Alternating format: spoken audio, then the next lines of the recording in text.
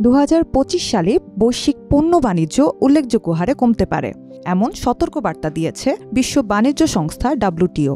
বিশ্বে বাণিজ্যের সম্ভাব্য ধসের জন্য মার্কিন প্রেসিডেন্ট ডোনাল্ড ট্রাম্পের আগ্রাসী শুল্ক নীতিকেই দায়ী করছে সংস্থাটি। তাদের মতে, যুক্তরাষ্ট্রের সাম্প্রতিক শুল্ক নীতির কারণে বিশ্ব বাণিজ্যের অনিশ্চয়তা ক্রমেই ঘনীভূত হচ্ছে। 2024 সালের শেষ দিকে এক পূর্বাভাসে WTO জানিয়েছিল বৈশ্বিক বাণিজ্য সংকোচন হচ্ছে, ফলে 2025 সালে আন্তর্জাতিক বাণিজ্যের প্রবৃদ্ধি হতে পারে 2.7%। সম্প্রতি সেটি আরও কমিয়ে 2.5% নামিয়েছে বিশ্ব বাণিজ্য সংস্থা।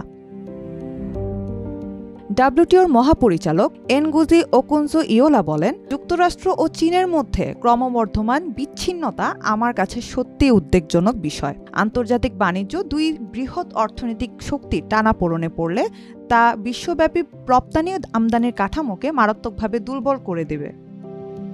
বিশ্ব বাণিজ্য সংস্থার প্রধান অর্থনীতিবিদ রালফ ওসা বলেন, ট্রাম্পের বাণিজ্য নীতির অনিশ্চয়তা স্পষ্টভাবে বাণিজ্যিক প্রবাহকে বাধাগ্রস্ত করবে, রপ্তানি কমিয়ে দেবে এবং সামগ্রিক অর্থনীতিকে দুর্বল করবে।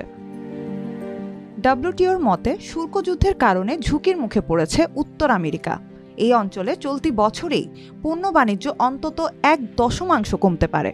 এমন পরিস্থিতিতে যুক্তরাষ্ট্রের বাজার, আমদানি নির্ভর উৎপাদন খাত এবং ভোক্তা ব্যয় সবকিছু নেতিবাচক প্রভাবের শঙ্কায় আছে।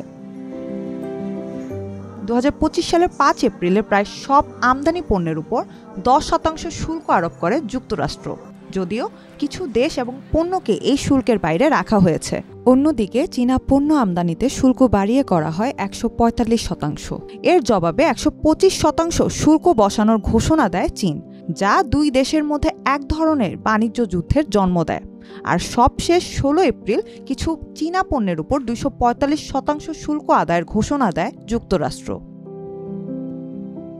বর্ধিত শুল্ক ঘোষণার পরই এর নেতিবাচক প্রভাব পড়ে যুক্তরাষ্ট্রের পুঁজিবাজারে। বড় বড় কোম্পানির শেয়ারের দাম দ্রুত কমে যায় আর বিনিয়োগকারীদের মধ্যে উদ্বেগ ছড়িয়ে পড়ে। শুল্ক আরোপের বিষয়ে মার্কিন প্রেসিডেন্ট ডোনাল্ড ট্রাম্প বলেন, এটি দেশীয় পণ্যের চাহিদা বাড়াবে, রাজস্ব আয় বৃদ্ধি করবে এবং যুক্তরাষ্ট্রের বড় অঙ্কের বিনিয়োগ আসবে।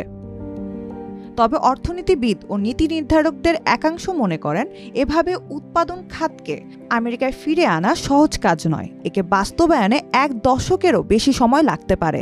ততদিনে মার্কিন অর্থনীতিতে ক্ষতিকর প্রভাব পড়ার আশঙ্কা রয়েছে।